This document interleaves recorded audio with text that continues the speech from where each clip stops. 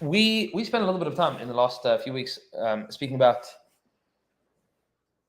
how Chazal understood Hashem, how Chazal understood the Olam Ha'Elyon, the upper worlds, from understanding this world very well. We explained that is true about Or and Choshech, and we explained how that is true about a Neshama, or Nefesh, Ruach, Neshama, Chai, Yechida, that these are parts of me that exist in different worlds. But it's also true of Hashem, because Hashem is, in the Lashon of the Zohar Kodesh, Memale Kol Almin, he fills all worlds, V'Sovev Kol Almin, and surrounds all worlds. V'Leis Atar Panu Minei, and there's no place that is absent of Hashem. Which means that HaKadosh Baruch Hu is both everywhere and nowhere all at the same time. He is immanent and transcendent at the same time. Immanence and transcendence being two contradictory notions of God. We've spoken about this in different contexts before. For those that don't remember, I think we spoke about this in the context of the name HaKadosh Baruch Hu. Yes? Anybody remember that? Well, yeah. Well, we do this with Trevor. So we'll speak about this just very, very briefly. It's very important to understand. What does the word Baruch mean? Source of all blessings. Source of all blessings. So what does that mean? What's a blessing? Spring. Hashem is sprung. Sprung, right? So it's connected with brecha. It all sprung from Hashem. Right, it's connected with brecha, a pool or spring. It's also connected with berach, a knee, called berach b'chol kamal chalav shtachava, that every knee kneels to God. The notion of bracha, of baruch, means making something accessible. Accessibility. That's called immanence. When you say Baruch Ata Hashem, that means, Hashem, you are immanent, you are present, you are accessible. And I am noticing and noting and experiencing your accessibility in the fruit of this tree. Because when I eat from the fruit of this tree, I see that there's a God in the world. We spoke about that a few weeks ago, that when you ignore that, that's called kotzitz b'netias, then you're cutting off the roots of existence. You don't see how this apple came from a seed, which came from an apple that God created the world. Baruch means I'm experiencing the accessibility of God by taking a bite of the apple. The opposite of Baruch is Kadosh. What does Kadosh mean?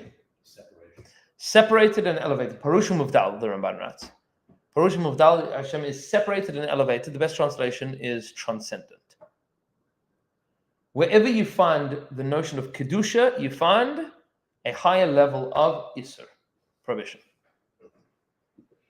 For example, this is the Sefer Yetzirah, the oldest book of Kabbalah that we have, splits the world up into Olam Shana and Nefesh, which means space, time, and people.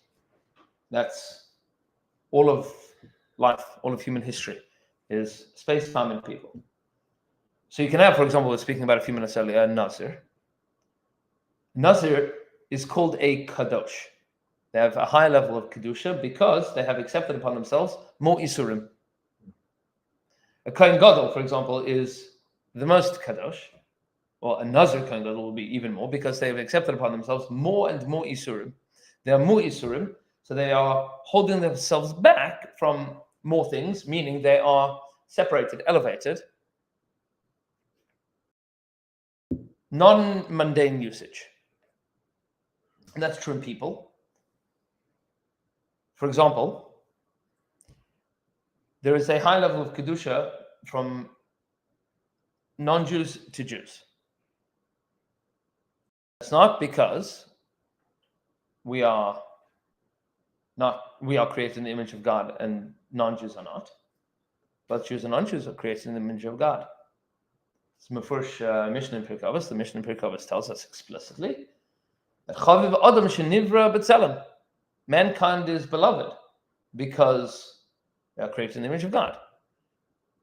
And then Chaviv in Yisrael, but the Jewish people are more beloved in that Shenikim Banim Lamakim, we are children of Hashem.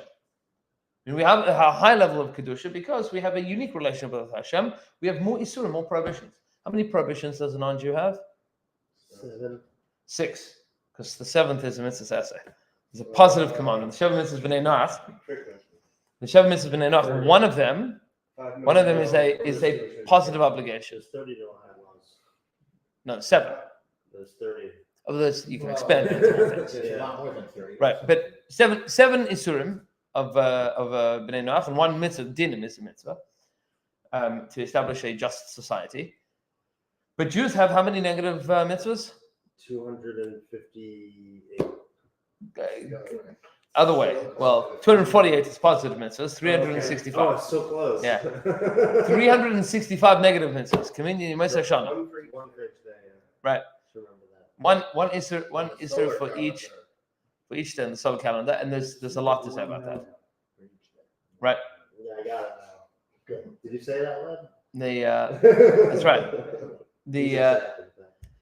And the truth is, in the Kisei Arizal, they point out certain days that are certain isurim. For example, the famously the Kisei Ari, they write that the isur for the day of Tisha B'Av is Gid Hanasha, not eating the sciatic nerve. That was the day that Yaakov fought with the angel. The Chasam Sofer writes that Yaakov fought with the angel on Tisha B'Av and was injured by the angel on Tisha B'Av, and that's where the isur comes from. Is on Tisha B'Av. Tisha B'Av is the day that we are injured. That's the isur of Gid Hanasha. Comes from that day from Tisha B'Av. The Chidush Arim has a chiddush. The first Scare Rebbe has an amazing chiddush that the isur of Basa B'Chalav. What's the isur of Basa B'Chalav is not cooking meat and milk together, or not eating meat and milk together, not benefiting from meat and milk together. That day, the day of the year that is corresponding to that is Shavuos. Right. Why? Because that's when they complained that they wanted quails. So no, that was at Matan Torah, but we have a minhag of having a dairy meal and then a meat meal to show that we are separating our meat and milk. It's very hard. It's very, very hard to prove that you are not violating a negative commandment. How do you prove that you're not doing something? Right? So to show that you're not doing something, so you have to specifically so. Right. So we have a milchik meal and then we have a fleishik meal to show that we are not violating. It's not that a lack of ability or availability. It's not that we're lactose intolerant Ashkenazim. It's that we are eating milchiks and then we're eating fleishiks, that we can indicate that we are observing the mitzvah. We're observing the mitzvah. So Jews have a high level of kedusha because we have 365 negative mitzvahs. What's another one? What? A day. There's He wants a day that corresponds What's to your their list on each day? So It's a good topic. there's a lot to speak about. There's a lot to speak about. Arguably, Lag BaOmer is the mitzvah of Peah, of Peah Sarosh. It's not cutting your sideburns, which is why that was the day that the Arizal took his son to get a haircut in Meron by Rabbi Shimon Bar Yochai, because that's the day that you want to indicate that you're growing your pets, that you're not shaving your sideburns. So that's the whole minhag. The real minhag of an upsharon is not just to give a kid a haircut; it's to give them pets, meaning they have hair, and then you cut their hair, but you leave the pets. That's the that's the origin of that minhag. Well, the remez is the Hiskalach. Correct. Right? Correct. The Gimel, or- Yes, there's a lot of ramaz into it, but that day is the day to indicate that you're observing that mitzvah. So there's a lot to say about each day of the year connecting to different mitzvahs. Okay, there's a higher level of kedusha that Jews have from non-Jews. What about men from women? Are men more kaddish than women? They each have different mitzvahs. Right, men have different mitzvahs from women, right? But women have some that men don't. Men have some that women don't. But only in positive mitzvahs. You say this on your Tuesday night? Or? Yeah, men have exactly the same amount of isurim as women. No, what women have more, so that's Nope. not the whole year. Men have more mitzvahs essay. We are obligated in positive time-bound mitzvahs. But the Kedushas Yisrael comes from Isurim. It doesn't come from Chiyuvim. It comes from Isurim. That's what Kaddish We means. have more positive. Yes, meaning men are obligated to put on tzitzis and to put on tefillin, and right. Those are time-bound positive mitzvahs.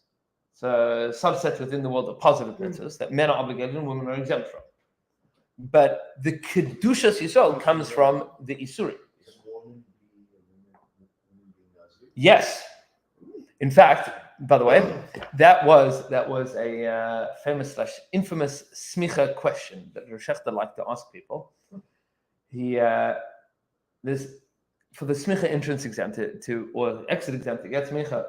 So sometimes Rabbanim and Rosh Yeshiva will ask Bachrim that want to become Rabbanim, will ask them questions that are not part of the normative yeshiva curriculum, but you should know the answer to them. You should know the answer.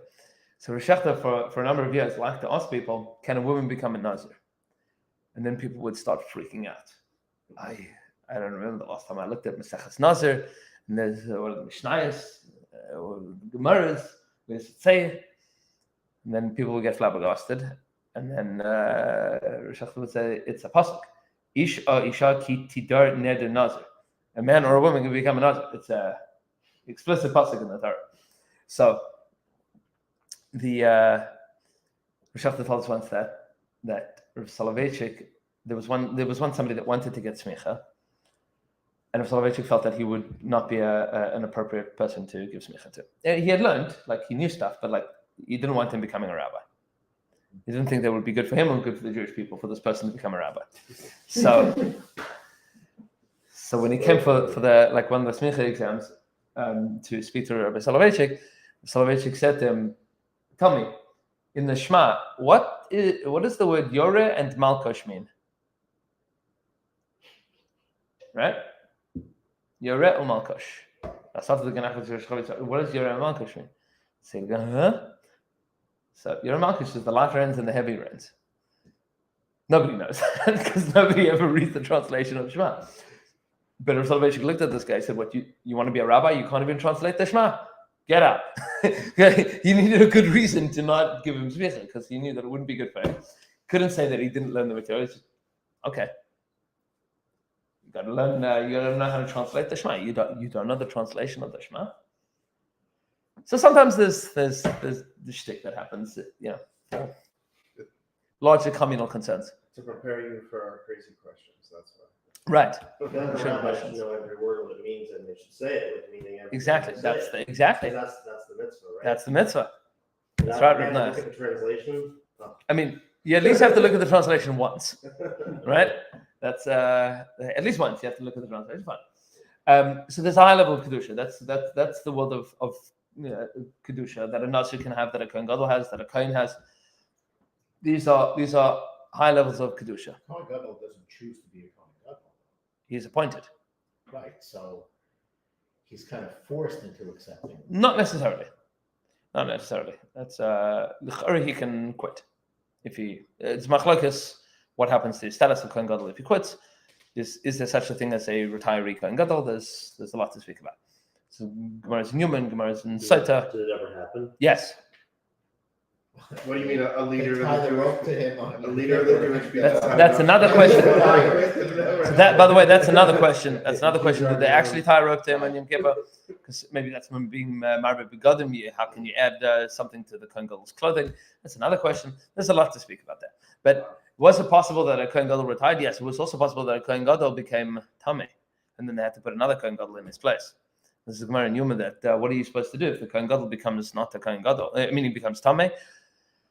And it's the beginning of Masechus Yuma, whether or not the din is that a Kohen Gadol has to be married. So do you have to have a wife in the wings, meaning that just in case his wife dies, that he becomes married, because otherwise he can't be the Kohen Gadol. You have to have a wife waiting in the wings just in case something bad happens to his wife on Yom Kippur. So that's Machlokes Tanaim. Type situation. You can't do that on Yom Kippur, right? So did you have to have? Married on Yom Kippur? Say what? You can get married on Yom No. Kippur? Wait, No. That's a problem. if the Kohen Gadol lost his wife, he must remarry in order to be a Kohen Gadol. Yes, but in order to serve as a Kohen Gadol on Yom Kippur, yeah, because the pasuk says. It's not like he can have been married, but he No, because the pasuk says v'chiper ba'adoi va'ad beisa. He atones for himself and for his household. Beisa is ishtay. His wife is his household, so he needs to have a wife in order to be the Kohen Gadol. So if his wife dies on Yom Kippur, like world is screwed. So how do they do this? No, you So said you can't get married. So they would have either a second wife that he was married to already, or a wife that was kiddushin al tanai, which is complicated. And the Gemara has discussed this at length. How exactly to work this out, Workaround. right? Meaning to have a woman that he's married to on condition that the wife that he's married to currently dies. It's Like going to Yom Kippur and she's very old. right. I mean, you have to be right. You have to be concerned with these things. Like, what are you going to do? So that's my question: is do you have to be concerned with these things, or maybe in the Davar Saif, maybe one of the Tanaim argues, what do you mean? So then maybe the backup wife has to have a backup wife, meaning in the Davar Saif. How much are you going to be concerned that wives are going to drop dead on Yom Kippur? That's a separate question. That's How far do you take it? right. Right. So this is a shayla in general. How much?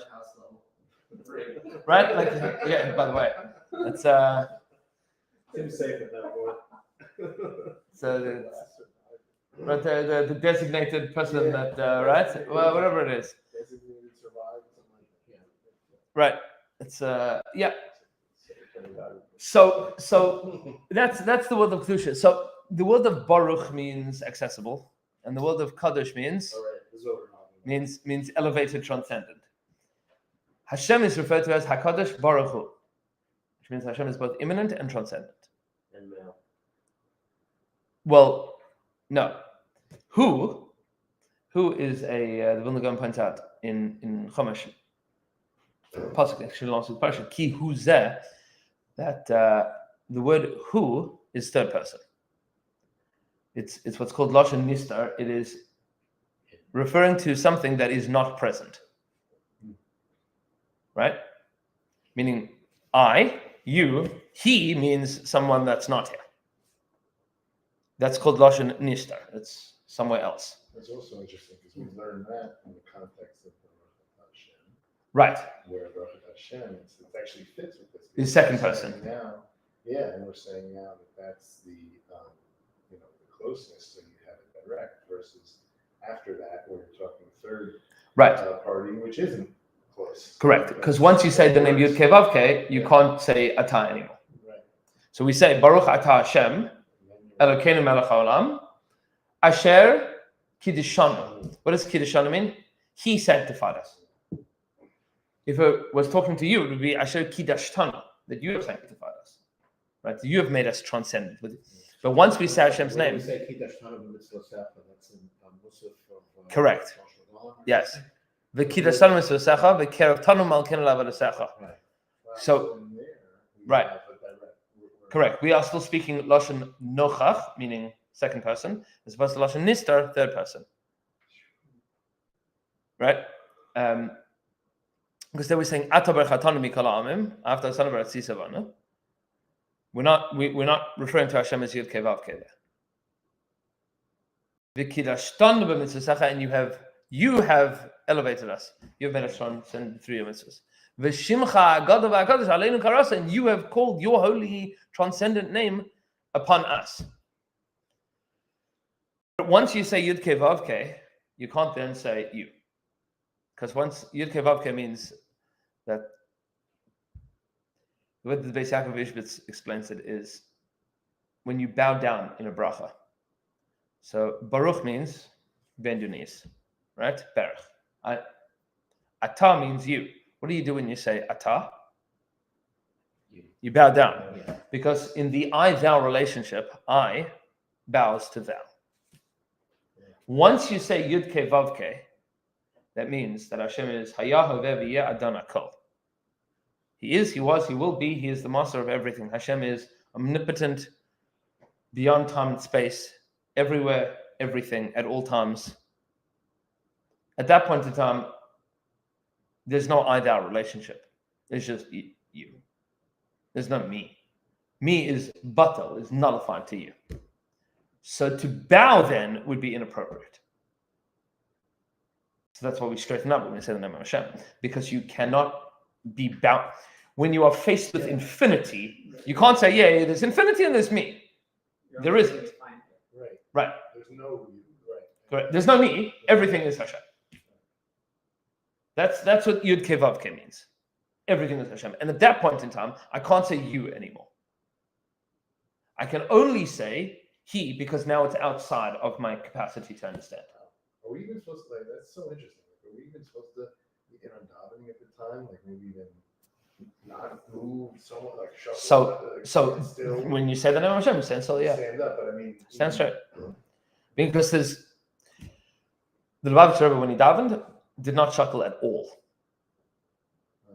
Well, I forget who it was, but they gave a comparison. They said, you're speaking to Melech Malchei Halacha, Right? If you go speak, can you imagine someone goes into the president or a king and he starts, as he's talking, he starts doing this? So there's different minhagim. Yeah, I understand. I Yeah. understand where the shuckling comes from, but Yeah. I think it's a great comparison. Yes. And when someone to Bush, they told him, Yeah. I was gonna say that. So what was If that? you think about it, how Well, this is on, right? Ashkenaz, the autism gene. Yeah. We're all stimming. Hey, you took my joke. That's I said it. that. Baruch Hashem, I right? said that you said it. I said we're all autistic. I give you We're just credit. stimming. So right, but the Rebbe when he davened, he held his tzitzis Yeah. and stood straight like a soldier. That was how the Rebbe's in Chabad used to daven, straight, totally. But Like- that's also for another reason, because they knew, like, if I remember years back when I went to 770, when the Lubavitcher was still alive, we went with the day camp that I was a counselor in, and he was straight as a board. Right. And I spoke to the head counselor in my camp, who was a Chabadnik, and I said, he's the first Rebbe I've seen that didn't chuckle. He said, you got to understand. He said, the Hasidim follow everything he does.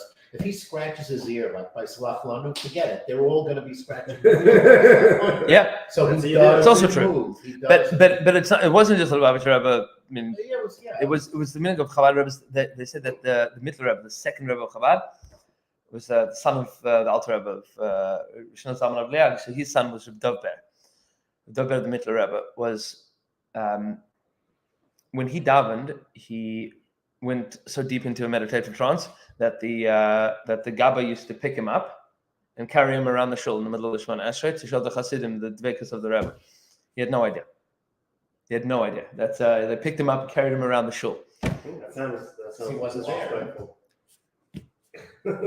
Probably, but He's still, not a lulav. it's true. Yeah, They didn't have couples. it's pick up the Rebbe and carry him. By the way, it's not just by Hasidic Rebbe's. Rishefta told us that Soloveitchik held like the minhag Agra, that when you daven you should say the words just audibly so that you can hear. But when Soloveitchik got a little bit older, so for him to hear, so other people could a little bit hear around him as well. So he was davening once. It was Rosh Chodesh, and he got up to Ritzei, and then he starts saying "V'sechazena einin v'shuv chalatzim rachim," and he didn't say Yalav V'yava. So one of the guys next to him says Yalav V'yava.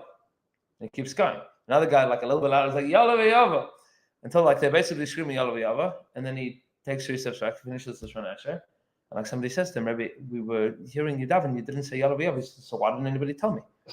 I think he was davening. He was talking to HaKadosh Baruch Hu. He couldn't hear other things. He was talking to HaKadosh Baruch Hu. That happens, right? A person can train themselves that you are singularly focused. You're talking to the Melech Malcham Lachem HaKadosh Baruch Hu. That's where you're holding. You're not listening to anything else. Right? No, if it happens at all, two people Correct. zone out listening Yes. to music or watching No, television. only one of my Why is friends it so talked hard to to me. listen? That's I gotta edit that.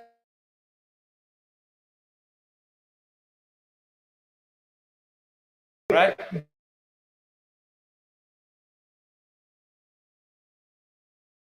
Right? I was going to do something last week about where the Rambam was into meditating. Correct. How you train yourself. 100%. You're supposed to be able to be in control of your thoughts, and that. So, what does this have to do with Hakadosh Baruch Hu?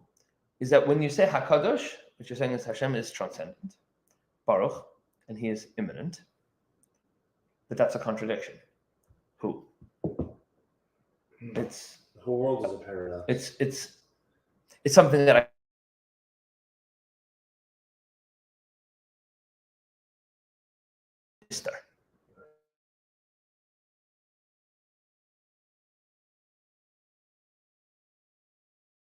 We have various relationships with Hashem. The Gra, for example, points out in Shir Hashirim that we refer to Hashem as both male and female gendered. The pasuk says in one word. Pasuk says, "Shir Hashirim Asher L'Shlama," songs of Solomon. Yishakeni min nishikos pihu. That word pihu doesn't make any sense. Yishakeni, you should kiss me min nishikos, from the kisses of pihu. Does it like your mouth? So if you're saying his mouth, it would be piv. If you're saying her mouth, it would be piha. So what's pihu? So the Gra says it means zachar and nekeva. Their mouth? So no. Pihu means both male and female. So what's pshat in that pasuk? So the Gra has. It's neither and it's both. Right. So Isn't HaKadosh Baruch Hu is more masculine yes. reference? Oh, and yes. The Shekhinah is the more feminine? Yes, but there's also another connotation to it. This is the Sidra of the Vilna Gaon, Sidra Grand Nigla and Nister. This is the old version, it's very small, squiggly letters. But they have a Perish and Shir Shirim, Al Derech HaPshat and Al Derech HaNister. The Al Derech HaPshat is like all Kabbalah, that's the Pshat of the Vilna Gaon. Al Derech HaNister is all like Rosh Hashanah, it's just acronyms. It's very, very, very dense, very hard to read. But he writes here, in the beginning, Shir Shirim Asher L'Shlama, Yishakenu min nishikos pihu. What is this here? So he says, Nishika ala shehi beis. It's one kiss that has two things within it. Because you might be familiar with Ma'am Chazal that Torah tziva lanu Moshe. Moshe told us Torah. What's the gematria of Torah? 613. No. Close. 621. 611, right? Why not 613? Because 2 mitzvot or something. Because Moshe didn't get the last two mitzvahs. No. Going into Eretz Yisrael. No. Moshe didn't teach us the first two mitzvahs. Anochi and lo yelecha. Hashem said it to us himself. Right? Hashem said the first two of the Aseret Dibros to us, and then we said to Moshe, whoa, can you take over, please? This is terrifying. So, Torah tziva lanu Moshe. Moshe taught us Torah, 611. But the first two, HaKadosh Baruch Hu said to us himself. It says the Gra, Yishakenu min nishikos pihu. So, what's pihu? So, pihu is piv and piha, his mouth and her mouth. What's the his mouth and her mouth? So, we spoke about positive mitzvahs and negative mitzvahs. In the Zohar, positive mitzvahs are called masculine, and negative mitzvahs are called feminine. That's the world of Zachus and Nakus.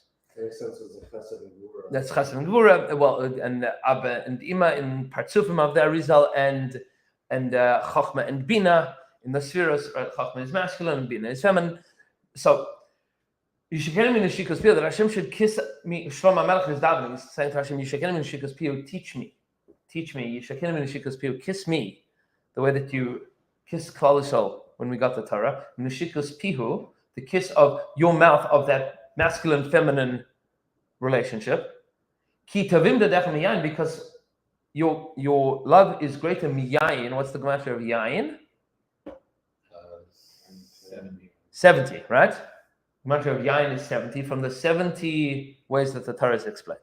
Meaning the kiss that Hashem gave us at Har Sinai, of explaining that, and this in all of the Kadmonim, they're at that the Gra explains this in a number of places extensively, that all of the positive mitzvahs come from, and this is logical, all positive mitzvahs find their roots in Anochi Hashem Elokecha, there is a God in the world. And therefore, that obligates me to do something. And Lo Yelecha Elohim Acharim Al Panai, do not have any other gods, powers, priorities outside of me, means all of the negative mitzvahs. 365 negative mitzvahs, because those are the headlines. There is a God, and there isn't anything else. Meaning, do what Hashem wants, don't do other stuff. So that's the breakdown of all of the mitzvahs. Mitzvahs essay, mitzvahs lessons, positive mitzvahs, negative mitzvahs. It's all Yishakenu min nishikos pihu. Hashem kisses us with a kiss that is both masculine and feminine. So is Hashem male or female? You're both in neither, right? Our relationship with Hashem is most often a masculine relationship. Meaning we refer to HaKadosh Baruch Hu as masculine. Why? Because Divrei Torah Kol Hashem B'nei Adam, that the way that our world operates, and this is the way that Hashem wants the world to operate, is that we have certain understandings of masculinity and femininity, which, again, the world has made a lot of it chalent over. But practically speaking, this is reflective within biology and psychology and sociology and all of the things, that there is a difference between male and female. And our relationship to masculinity is different from our relationship to femininity. And so we refer to Hashem as Avinu Malkeinu. Hashem is our king and our father. Now, who's our mother in that story? Hashem. Knesset Yisrael, the Jewish people. Hashem Kala. Right. The Jewish people is each individual Jew's mother. That's Pasuk in Mishlei that Chazal learned. Shma b'ni Musar abicha. Listen to the Musar of your father. The Musar of your father is Hashem. V'al titosh tarasimecha. That's Knesset Yisrael. That's Chazal. Chazal are amamis. The Meshalach explains, for example, we were speaking about Nazir a little earlier, so I'll give you an ishpitza about Nazir. There's a very famous Rashi quoting from the Gemara, relationship between Nazir and Saita. Says the Gemara, why is it that you have Saita and then Nazir? Saita is the story of a woman that's accused of being unfaithful, comes to the Beis HaMikdash, and then after that in Parshas Naso, this is in Sefer Bamidbar, you have the story of the Sota, the unfaithful or allegedly unfaithful wife, and then you have the Nazir, the person that chooses not to get involved in drinking wine. Says the Gemara, Raya Sota bikulkula yazir atme min hayayin. Somebody that sees this terrible disgrace that befalls this woman should stay away from wine. Meaning he's going to be like, whoa, I should not get involved in that. That's not a good thing for me. Okay, good, Yofi. So ask the Ishbitz a tremendous question. He says, how come when Rabbi Yehuda Anasi put together the Shas Mishnayos, Shisha Siddur Mishnah, he flips the order? If you look at a Shas, it doesn't go Sota and then Nazir. It goes Nazir and then Sota. Meaning the Gemara says that there's a reason that the Torah puts it in that order. And then Rabbi Yehuda Anasi put together the Mishnah, the Torah Shabbat, he flips the order. Says the Ishbitz, that is the difference between the dinim deraisa and the dinim derabanan. The Torah tells you, the Torah is your tati, it's your father. Kadosh Baruch Hu says to you, Babala, this is what I expect of you. You get yourself in trouble, get yourself out of trouble. Your mommy comes along and says, maybe you shouldn't get yourself into trouble. This is between mom and dad, right? Dad says, you made a mess, fix it. Mom says, maybe take a sweater. Right? Dad says, you got a cold? Suck it up. Mom says, take a sweater. Right? The job of Knesset Yisrael is to look after the spirituality and the physicality of the Jewish people. That's called Knesset Yisrael. Right? Hashem is Musar Avicha. Tarasimecha is Chazal, is the Jewish community, which is also the origin of the obligation of observing minhagim. Al titosh tarasimecha. Do not abandon the Torah of your mother. Your mother is your community, your family. Hashem gives you Torah mitzvahs. Chazal, Rabbanan, community, the Jewish people, give you a lot of minhagim. Don't abandon those. Al titosh tarasimecha. So that's both the masculine and feminine relationship that we have between HaKadosh Baruch Hu and the Jewish people. And then there's also a relationship between the Jewish people and Shabbos, which is sometimes masculine and sometimes feminine. On Friday night. So L'chadodi, Shabbos is the Kala. We're the Chassan. But by Shabbos day, Shabbos is the Chassan, we're the Kala. It's a different relationship. That's the Archaim in Bereshis. He explains that relationship. Hamotzi, which way you put the chalas? Yeah, which way you put the chalas? It's this is the Ramah. The Ramah in Shulchan Aruch explains that. Lemaisa, what comes out from all of this is that there's bracha and there's kedusha, and then there's who means lashon nistar. I don't know where Hashem is. I don't know how to explain that Hashem is both kadosh and baruch. That is both immanent and transcendent. That he both fills the whole world and surrounds the whole world, that he's both inside the world and outside the world, and that there is nothing devoid of God, but everything is not God. I don't know how to explain that, how to expand on that, how to understand that. It's both Baruch and Kadosh. Hashem is both immanent and transcendent, always, all the time. That's the whole world of Kedusha and Brach. Now, we as having a Chelek HaKamimel, this is the Neshama, also has both accessibility and inaccessibility.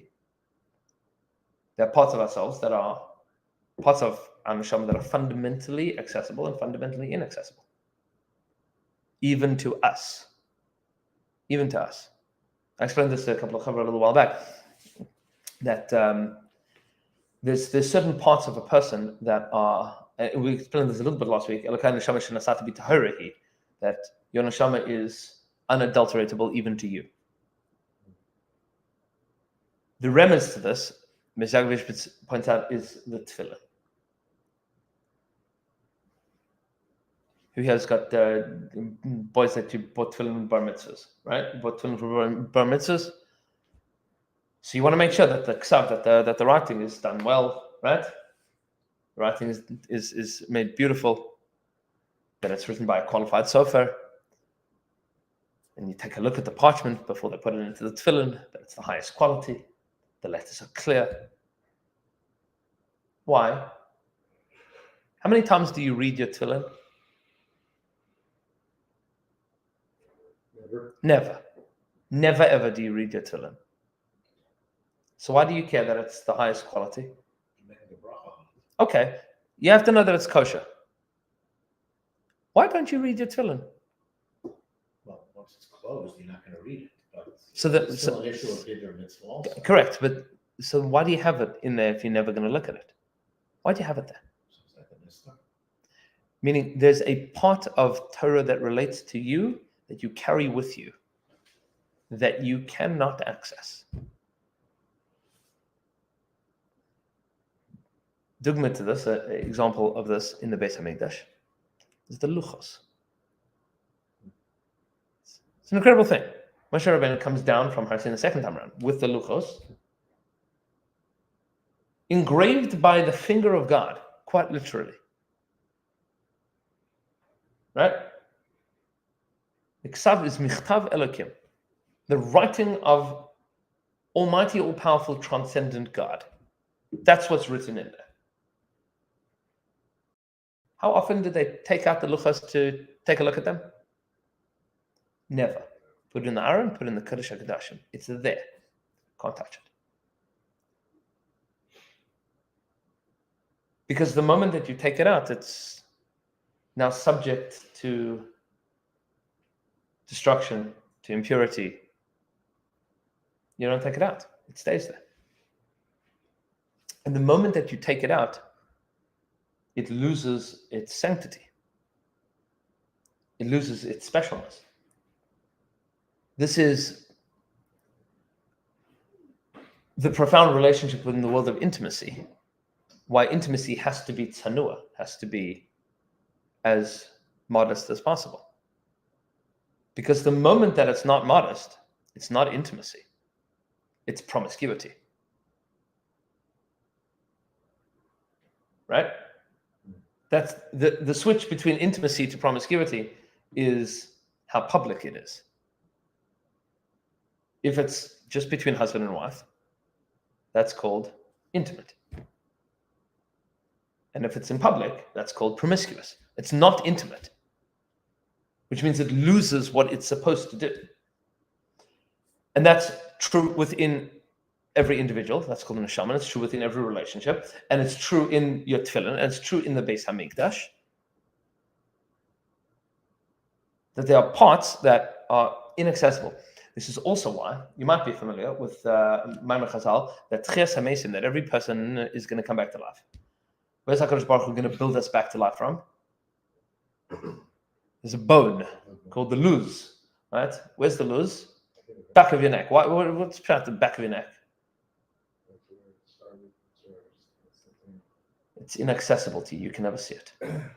That's where they plug into the matrix. Right. I thought it was going to be something with Amish and over. No, it's you can't see the back of your head, It is, right? That's the part that you can't see it. You can't mess that up. It's not part of your worldview.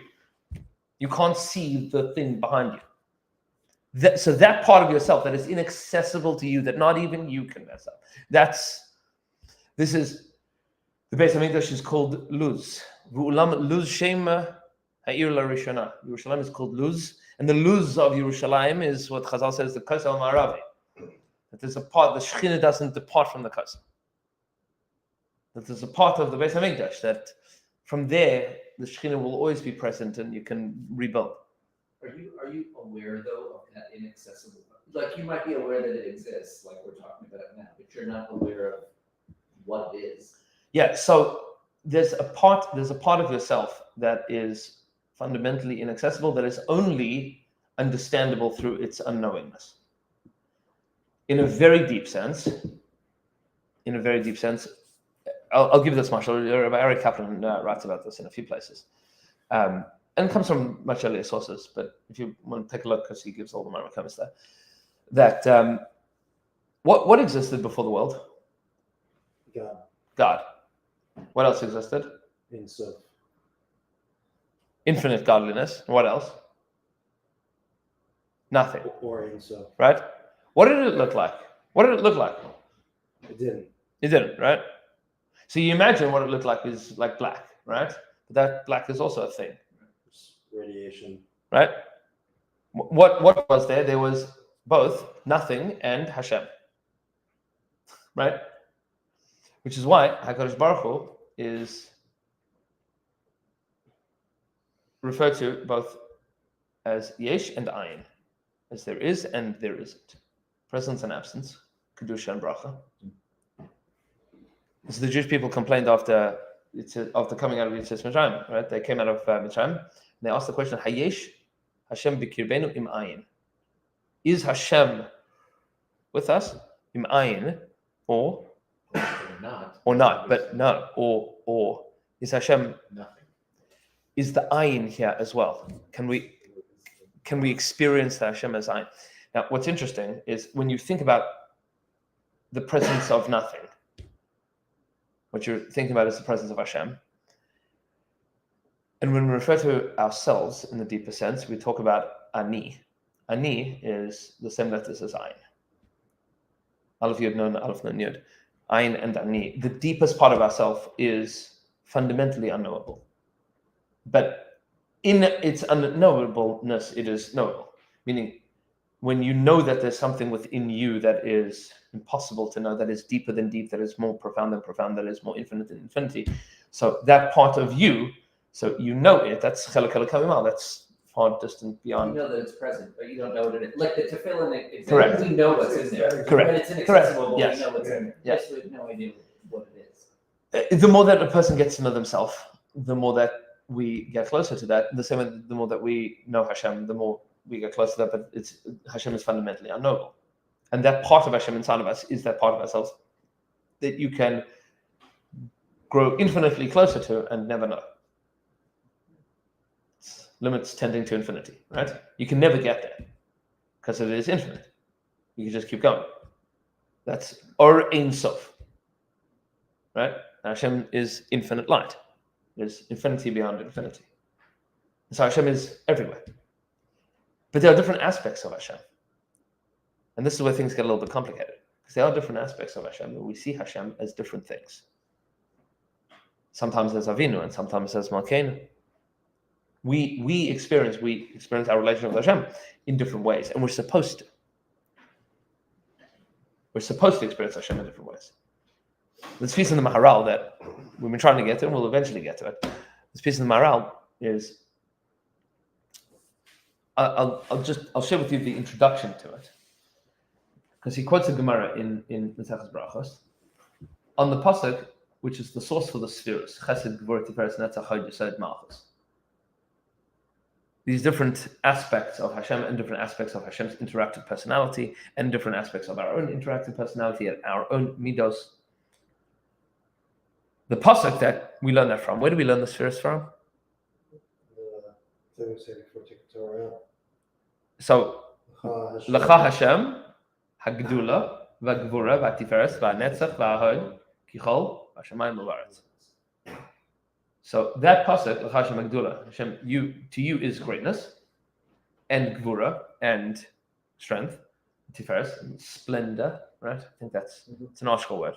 Tiferet's harmony and balance. No, but the article word is Beauty. Yeah. splendor, right? Yeah, but so is Hod sometimes. Correct. Doesn't make sense. So I think splendor is the stuff that if you don't want sugar, you put in the coffee, right? That's tiferes. It's for South Africans. It only works with the South African accent. Netzach means eternity and victory. V'ahod is beauty, radiance, right? Hod. Radiance. Hod That's is like gratitude. Like, right. So Hodah is gratitude. Gichol is everything b'shamayim u'v'aretz, above and below, and that's the pasuk that we started off a few weeks ago. Gichol b'shamayim u'v'aretz, everything that is in Shemayim is b'aretz. That there is a reflection between these two things. From this pasuk, the Gemara in Mesach Brachos Daf Nun Chas Beis quotes a medrash of Rabbi Shila, going through this pasuk, explaining when this happened in the history of the world. L'cha Hashem Gedula. Where do we see Hashem's Gedula? It says Zuma Bereshis, that's creation. And then he gives a proof to that. And Gvura is Yitzis Mitzrayim, and Tiferes is the sun and the moon that stood still for Yeshua. Netzach is the fall of the wicked. Hod is the wars that were fought in Nachale Arnon, which was the mysterious battles that the Torah refers to that we don't know anything about. In the Shir of the Be'er of Miriam. Kichol B'Shamayim U'V'aretz, that's the Milchamas of Sisra. And the Hashem HaMamlacha, that's the Milchama, that's the war against Amalek. That's hello. V'amis Naseh L'chol Harash, after that is Zu Milchamas Gog u'Magog. That's the final battle that will be fought against Gog u'Magog. The Maharal then asks the question, this is in the third introduction to the Sefer Gvuras Hashem, why these events tied to these things? And what he's going to explain, please God, we will start with this next time, is how Chazal looked at the world and saw Hashem.